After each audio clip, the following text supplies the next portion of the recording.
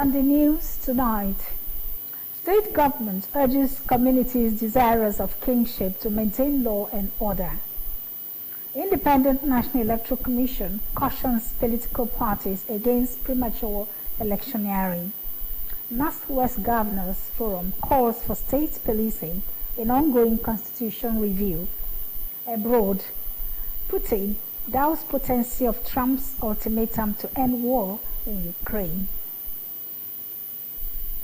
Good evening. Thank you for joining us on Delta Television Main News tonight. I am Pauline Okolie. The State Deputy Governor, Sir Monday Onyeme, has urged communities that are desirous to have a king to avoid any action that can lead to the breakdown of law and order. Sir Onyeme made the call when he met with some political leaders, traditional rulers, and community leaders from Ukwani local government area at Government House, Asaba. Pere Botu reports.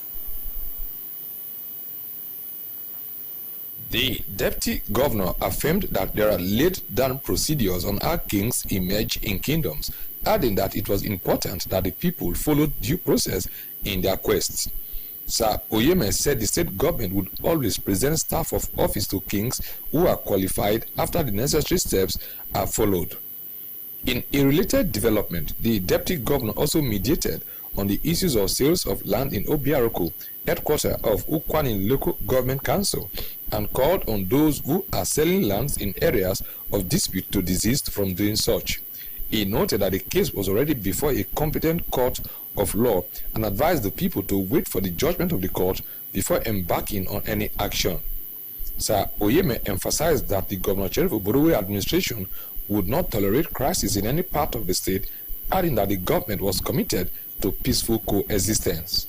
He stated that adherence to the rule of law by ensuring that socio-economic activities thrived without fear of anybody being molested was key in the development of any society. Some of those who spoke at the meeting included the Commissioner for Finance, Sir Fidelis Silije, former Deputy Speaker of the State House of Assembly, the Right Honorable Osho Christopher Osho, and a former member of the House, Honorable Afonso Ojo, the Chairman of Ukwani Local Government Council, Honorable Possible Ajede, the Ebu of Umuebu Kingdom, the Izie of Iziono Kingdom, the Igwete of Amai Kingdom, among others. He stated that there was no alternative to peaceful coexistence, assuring the Deputy Governor that the leaders of Ukwani Local Government area are civilized and would toe the line of peace at all times. I am Pere Botu reporting.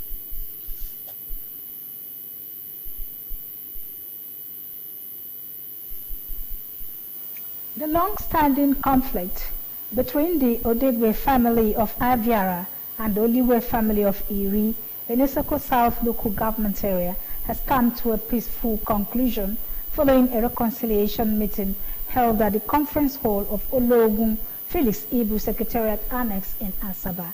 Henry Unogwa reports.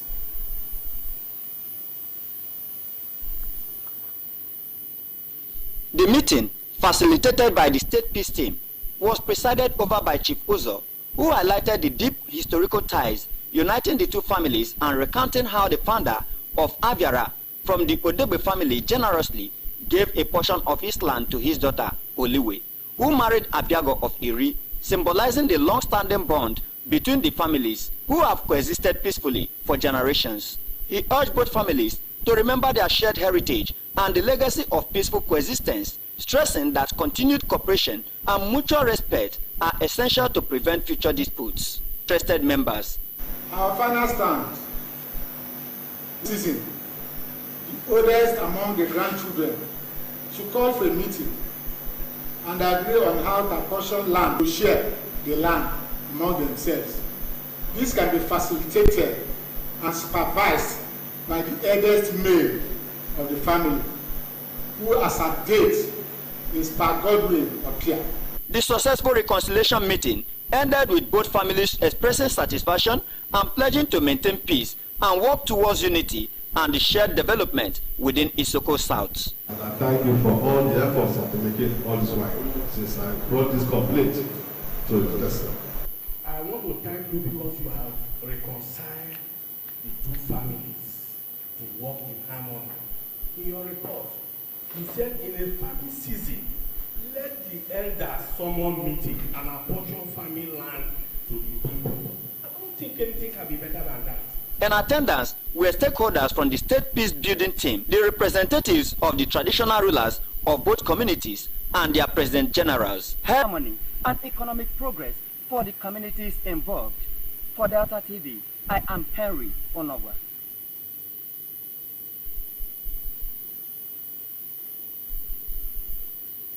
Deputy Speaker of the House of Representatives, Honorable Benjamin Kalu, has assured Nigerians that the National Assembly will vote on the special seats bill alongside others when the Parliament resumes from its annual recess.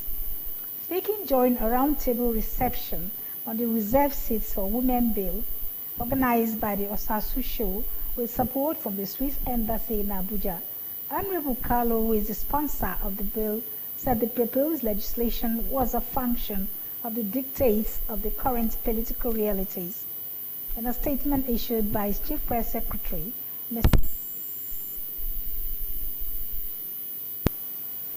the federal government has approved the promotion of 30 controllers of corrections to the rank of Assistant Controllers General ACG of Corrections in the Nigeria Correctional Service NCOS. The promotion was carried out through the Civil Defense Correctional, Fire and Immigration Services Board, CDCFIB, under the Ministry of Interior. The Public Relations Officer of the NCOS, Umar Abubakar, said in a statement that the exercise was in line with the government commitment to merit-based advancement, professional excellence, and the continuous strengthening of leadership within the service. He said among the newly promoted officers were 27 general duty officers who demonstrated exceptional dedication. The Northwest Governors Forum has called for the policing and fiscal federalism and the ongoing constitutional review process. The forum, chaired by the Katsina State Governor, Malam Diko Rada, stated this during a launch of a crucial technical session in Nigeria's constitutional review held at Abuja, calling for sweeping reforms to tackle regional challenges and deepen democratic governance.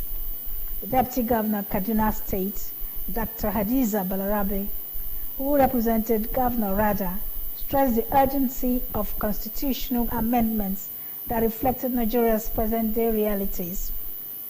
Highlighting the reform priorities, Dr. Balarabe stated that the constitutional review process offers a rare opportunity to push for a governance framework that better serves the people.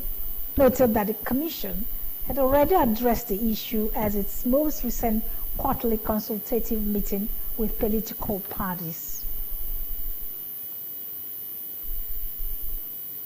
The West African Examinations Council has dissociated from a viral list of 151 secondary schools whose candidates' results for the May-June 2025 West African Senior School Certificate examinations had been withheld. WAEC has yesterday announced the release of results of the 2025 WASC, where the results of 192,089 candidates amounting to 9.75% were declared as being withheld over alleged involvement in various forms of examination malpractice. The viral letter dated August 4, 2025, signed by the Director, Examination Malpractice and Irregularities, WAEC Nigeria, Dr. Florence Ajayi, held that the results of the candidates of some listed schools were withheld over their alleged involvement in examination malpractice, asking the principals of the mentioned schools to report to the Commissioner of Police Delta State Command, CP Olufemi Abaniwanda, has said the command will continue to make the state a hotspot for policing and community policing.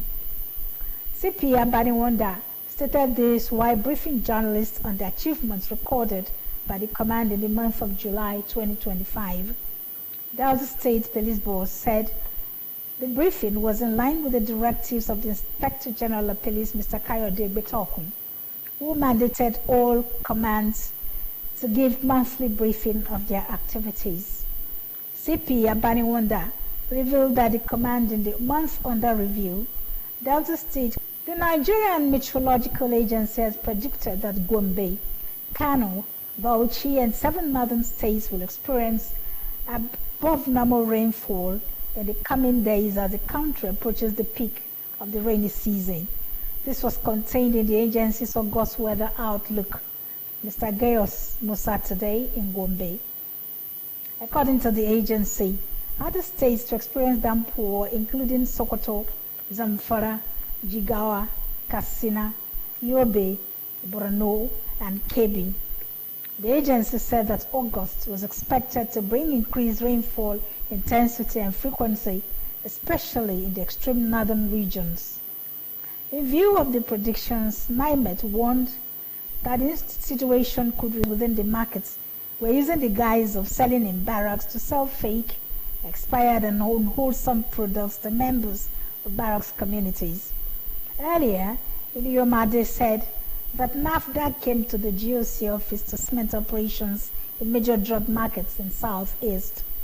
The NAFDAC director noted that fake, expired and unwholesome drugs worth over 1 trillion naira were seized and destroyed to safeguard health of Nigerians, especially residents of Southeast, and that coordinated enforcement. And the need to sanitize mommy markets. The director noted that the agency would first carry out sensitization workshop for traders in mommy markets, as well as officers and men in various barracks. The event witnessed exchange of plaques between the GOC and NAFDAC director. The Federal University of Dutse Jigawa has urged the public to disregard the fake web page purportedly designed for 2025-2026 admission into the institution. This is contained in a statement by the university's acting director of public affairs, Haji Abdullahi Yahya Bello in Dutse. Yahya Bello said that the attention of the management of the university had been drawn to a cloned institution's website address and private mobile, which was being used to scam unsuspecting admission seekers of their hard-earned money. According to him, the admission process at the university has not started, and that the school only advertises cut based on merit and established JAMB admission criteria. Haji Yahya Bello called on parents, guardians, and applicants to take note of fake web pages and avoid being victims of admission scammers, adding that the school does not collect money for admission. Nafisa Abdullahi Aminu, a 17-year-old student from Yobe State, has been named the world best in English language skills at the 2025 Teen Eagle Global Finals held in London, United Kingdom. Representing Nigeria through the Nigerian Tulip International College, Nafisa outshone over 20,000 participants from 69 countries, marking a historic achievement that has brought global academic recognition to both her state and country. The Teen Eagle competition is an internationally recognized contest among students from both English-speaking and non-English-speaking nations. Nafisa's win was confirmed in a statement by the head of her family, Hassan Salih Fukere, one that forced price cuts could threaten jobs and reduce customer choice, adding that the company had submitted alternative proposals to the Minister and the National Communication Authority, NCA. Mr. George responding rejected those proposals and questioned why MultiChoice had complied with a court order to suspend price hikes in Nigeria, but not in Ghana. DSTV had offered to maintain current pricing while halting revenue remittances to headquarters, an offer Mr. George described as illogical. You're watching Delta Television main news at 8. Still to come, Putin doubts potency of Trump's ultimatum to end war in Ukraine. Please stay with us. We'll be back.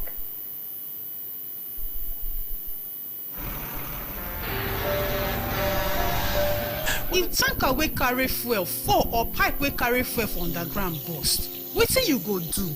You go begin bail fuel put for your bucket, or you go run comot far for where the fire go soon come. Na only small time you get to take this wise decision. Waka comot, no, that one no dey enough. Shift, no, that one no dey enough. Stay there dey gist and take pictures with your phone.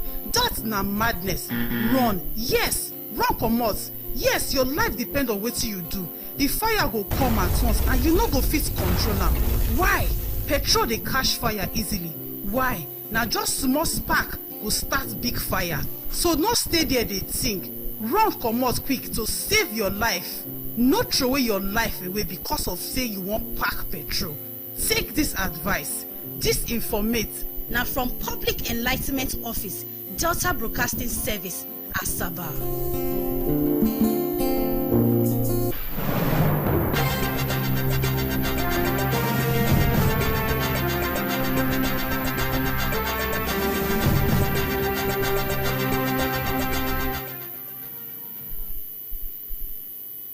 Welcome back. The global scene is next as we join our world news desk.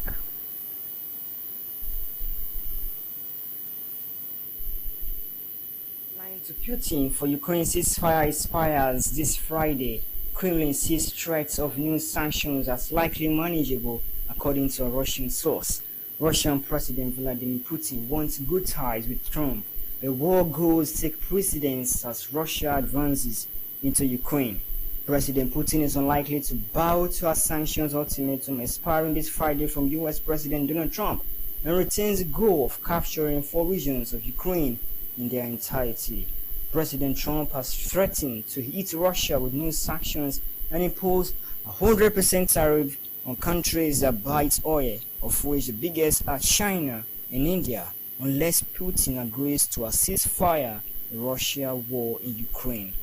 President Putin's determination to keep going is prompted by his belief that Russia is winning and by skepticism that yet more US sanctions will have much of an impact after successive waves of economic penalties during the years of war in Ukraine.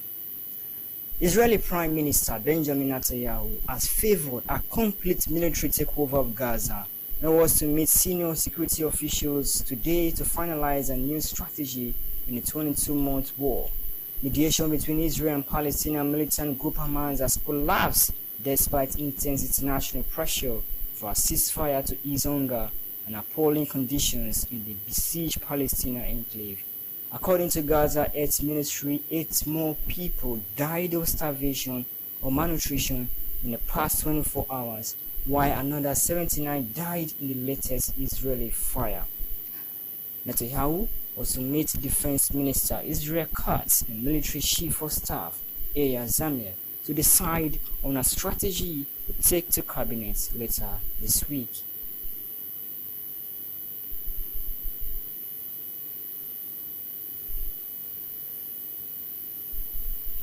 Away from the foreign side, let's join our business news desk for happenings in the business sector.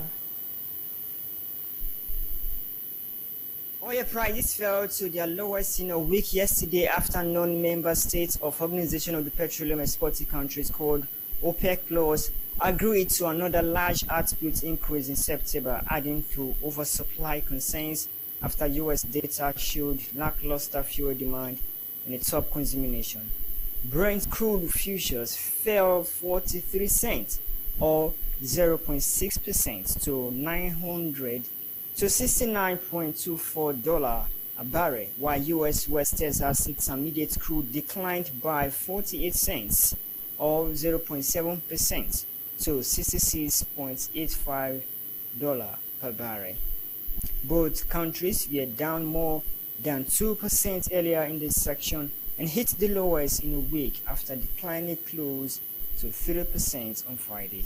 Meanwhile, Nigerian Upstream Petroleum Regulatory Commission head Mr. Benga Komolafe said yesterday that Nigeria's oil production surpassed 1.8 million barrels per day last month, with current average output at 1.78 million barrels per day.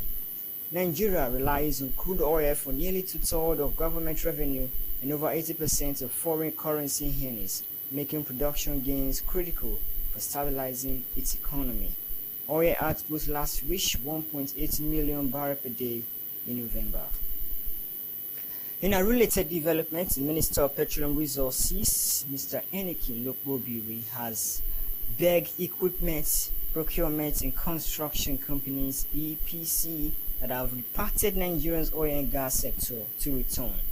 Lokbobiri made the plea yesterday at the 2025 Nigerian Annual International Conference and Exhibition organized by the Society of Petroleum Engineers, Nigerian Council. According to him, the President's Bola Tinubu government had worked hard to make Nigeria an investment-friendly country. The oil minister said the government recognized the role played by APC companies in the energy sector, urging them to return to Nigeria, which he called a dependable and rewarding destination for them. Nigeria used to be a host to a number of EPC companies like Wibros, McDermott, and others. It was learned that the lack of enough EPC contractors is affecting the sector, especially in the deep water blocks. Speaking at the cross-industry group meeting in Florence, Italy recently, Mr. Lokbobiri had expressed concerns over the high number of idle and undeveloped oil fields in Nigeria, warning international oil companies that they risk losing underutilized assets.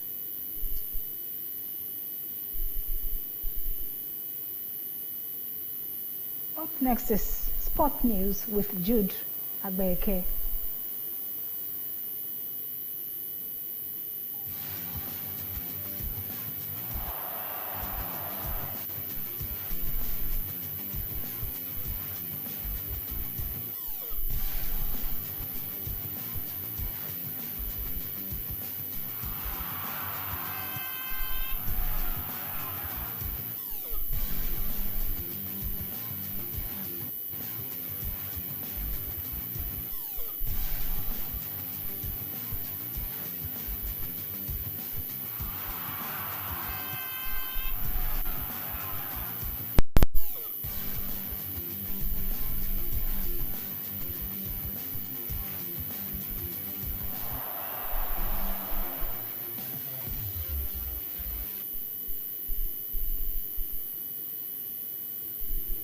Sports News.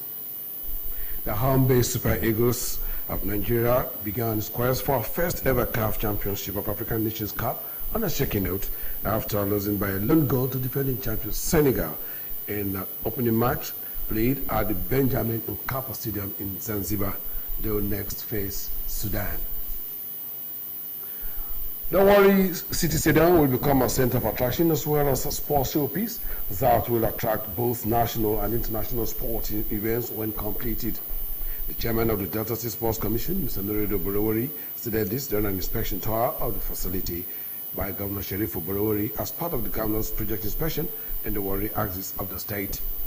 He said the stadium will rekindle the spirit of sports in the Warri axis as it would give budding talents a platform to sharpen their skills, especially with the modern facilities that would be installed.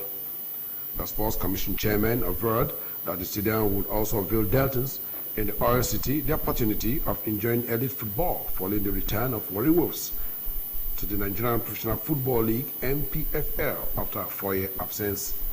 He added the state governor's continued investment in the sports sector would help Deltans avail themselves of the opportunities in events in sports, asserting that the recent awards doled out by President Bola Tinubu to the victorious Super Falcons and the Tigers were clear indications of how far sports could take an individual or a group of people.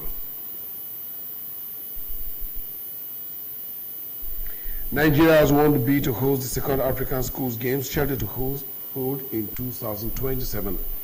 The African Schools Games Board revealed this today at the ongoing maiden edition in Algeria after the bids from Kenya and South Africa were said to be insufficient for the project to enhance sports in Africa from the grassroots. Reacting to the announcement, the Director General of the National Sports Commission, Honorable Bukola Olopade, who is the leader of the Nigerian delegation and bid committee chairman, said the decision to hand Nigeria the hosting rights was a testament to President Bola Tinubu's commitment to elevating sports development in line with his renewed hope agenda. Arebola Bade said Nigeria was already asserting itself as the epicenter of sports excellence in Africa, stressing that the recent hosting of the CAA Africa Under-18 Under-20 Championship in Abeokuta had played a significant role in the nation getting chosen ahead of South Africa and Kenya. The NSC Director General averred that the victory was a landmark achievement and aligned with Nigeria's strategic ambition in sports development. He assured that Nigeria would deliver an exceptional games, stressing that the nation's hosting of the rest of Africa at the MKO Abiola Stadium in Abeokuta was a pointer to the nation's abilities. The Nigerian delegation also had the president of the Nigerian Olympic Committee, NOC, Dr. Habu Gumel. Only 9 players have arrived at the camp of the Nigerian male basketball team, the Tigers, barely a week to the tip-off of the 2025 Men's Afro Basketball Championship in Angola. The team, which had intensified training at the Abuja camp, are expected to reclaim the trophy they won in 2015 after failing in 4 previous attempts where it made it to the finals. The players in camp include Stan Okoye, Talib Zana, Mike Luga, Christian Mekowulu, Divine Eke, Kadirichi Akobondo Ehiogo, Martins Igbanu, and Andrew Ugo Simon. The rest players are expected to arrive at Abuja tomorrow night, with the team likely to depart Nigeria for Angola on August 11. Host Angola are perennial champions of Africa after claiming 11 African basketball championship titles, but will be seeking its first FIBA AfroBasket title since the championship was renamed in 2015, where Nigeria became the first country to win the trophy after beating Angola 74-65. That's sports news. Paul returns shortly.